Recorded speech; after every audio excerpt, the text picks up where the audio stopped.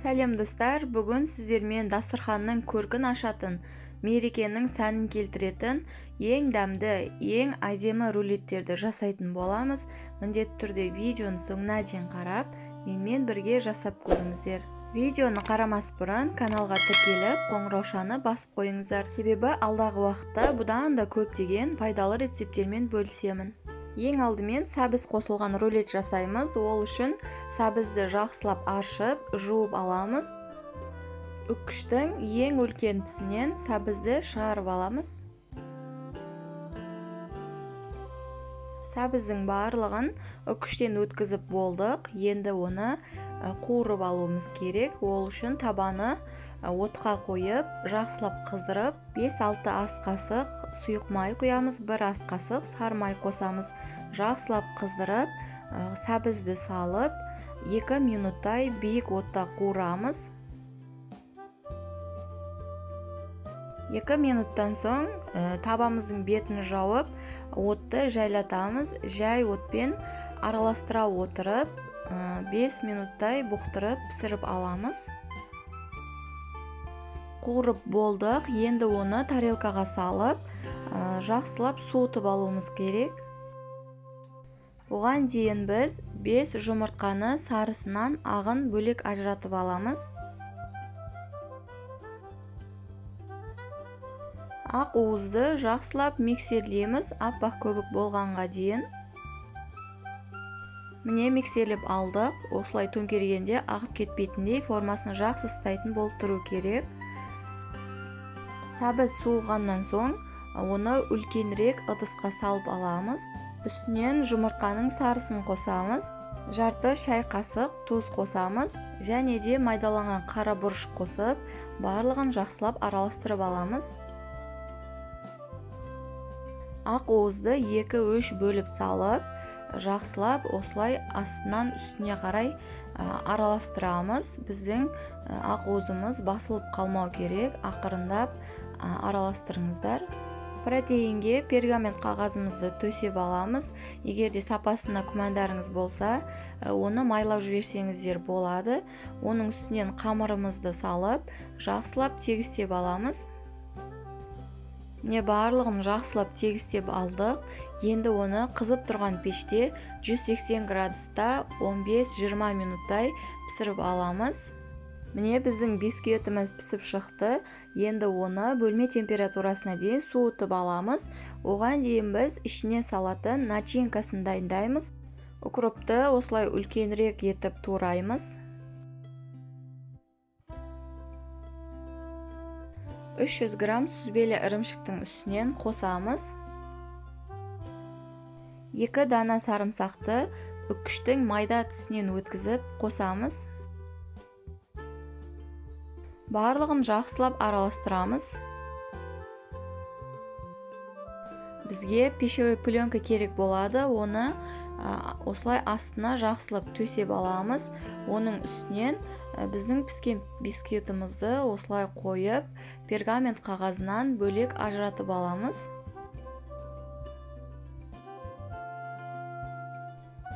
Бетінен начинкасын тегістеп жағып шығамыз. Барлық жеріне жеткізіп, бір тегістетіп жайыңыздар. Енді пищевой пленканың көмегінде рулетімізді осылай тығыздап орап аламыз.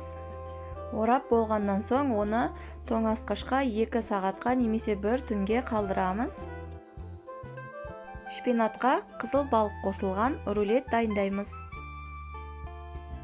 Ең алдымен шпинаттарды тазалап, жуып, кептіріп, турап немесе осылай блендерға салып аламыз. Үстінен лимон шырынын қосамыз. Блендермен майдалап аламыз. Шпинатты үлкенірек ыдысқа салып аламыз. 3 жұмыртқаны сарысынан ағын ажыратып, сарысын бірден шпинаттың үстінен қосамыз. Жарты шай қасықтай тұз қосамыз. 1 ас қасық лимон шырынын қосамыз. 50 граммдай ұн қосамыз. Барлығын жақсылап араластырып аламыз.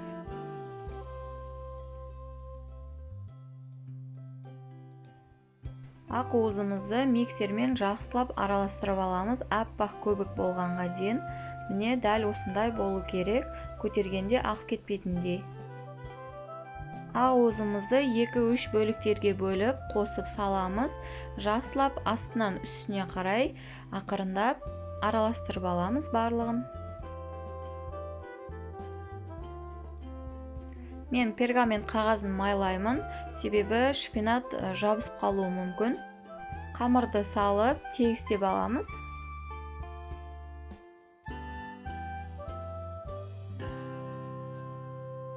Қамырды 180 градуста қызып тұрған пеште 10-15 минуттай пісіріп аламыз. Біздің бисквитіміз пісіп шықты. Оны решетканың үстінде бөлме температурасына дейін суытып аламыз. Салмасын дайындаймыз. 300 грамм сүзбелі ірімшіктің үстінен бір ас қасықтай лимон шырынын қосып, жақсылап араластырып аламыз.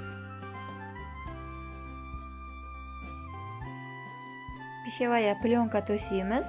Оның үстінен бисквитімізді ақырындап қойып аламыз. Пергамент қағазынан босатамыз. Бетінен салмасын толықтай жағып шығамыз.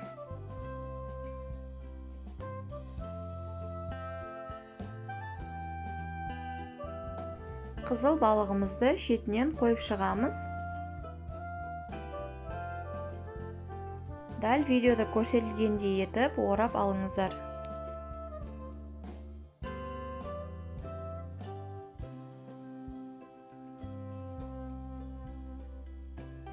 Рулетімізді 2-3 сағатқа немесе бір түнге тоңазытқышқа қалдырамыз. Қызылша қосылған рулет дайындаймыз. Қызылшаны аршып, жуып аламыз. Барлығын үккіштің майда тісінен өткізіп аламыз.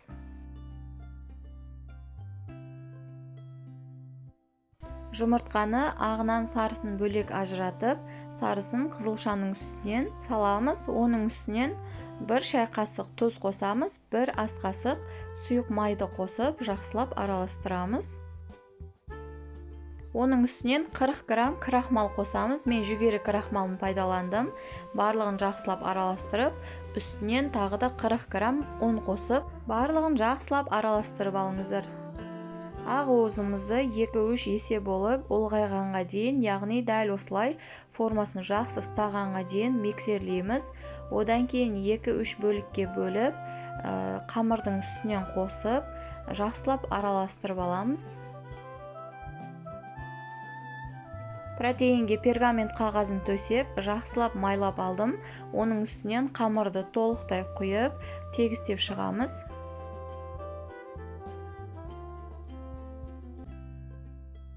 «180 градуста қызып тұрған пеште 10-15 минуттай пісіріп аламыз.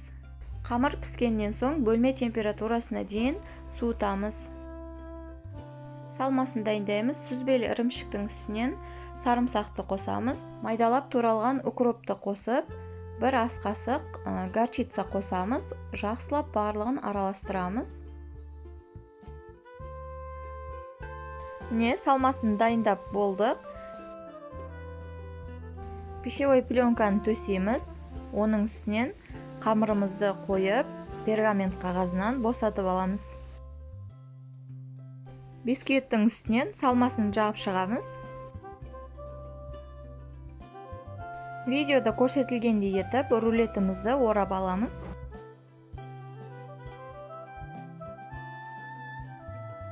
Міне, рулетімізді орап болдық. Енді оны тоңазытқышқа 2-3 сағатқа немесе бір түнге қалдырамыз. Міне, шамамен 3 сағаттай уақыт өтті. Рулеттеріміз тоңазытқышта тұрды. Жақсы болып салқындап қалған. Енді оларды кесіп, тарелкаларға қойып аламыз. Шетіндегі бөлігін кесіп алып тастаймыз. Одан кейінгілерін кесіп, әдемілеп тарелкаға қойып аламыз. Негізі тоңазытқышқа бір түнге қалдырған жақсы. Сол кезде уатылмай, оңай кесілетін болады.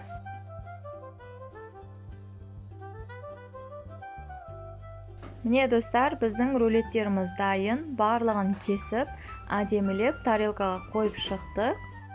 Бетіне осындай сырный шарикеларды жасап қойсаңыздар, өте сәнді болып көрінеді. Сырный шарике жасаудың видеосы керек болатын болса, төменде описание бөлімінде сіздерге ссылкасын қалдырамын.